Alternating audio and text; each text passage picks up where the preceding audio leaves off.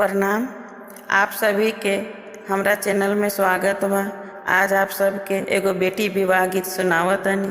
आशा बा कि आप लोग के पसंद आई तो लाइक और कमेंट जरूर करम। के ही कहले बेटी काशी में बियाहब, के ही कहले दूर देश, के ही कहले दूर देश, के ही कहले बेटी गाँवही में बियाहब। नीति उठी दर्शन हो, नीति उठी दर्शन हो। पापा कहले बेटी काशी में बियाहब, भैया कहले दूर देश, आमा कहेली बेटी गाँवही में बियाहब। नीति उठी दर्शन हो, नीति उठी दर्शन हो।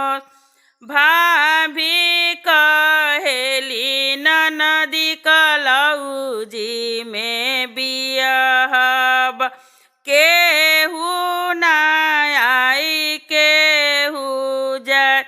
भाभी कहेली ननदी कलौजी में बियाहब, केहू ना आई केहू जाय। किए तोरा ए भाभी नून तेला जोखानी हो, किया रह सोया झाकी जाय।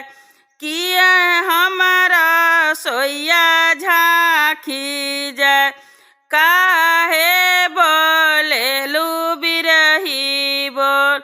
नहीं मोरा ए ननद नून तेला जोखलू हो, नाही रसोइया झाकी जाय, नाही रसोइया झाकी जाय।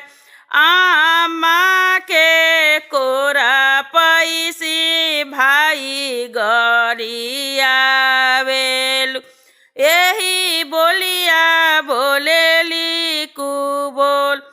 आमा के कोरा पैसी भाई गरियावलु, बोलिया बोलेलु बिरही बोल।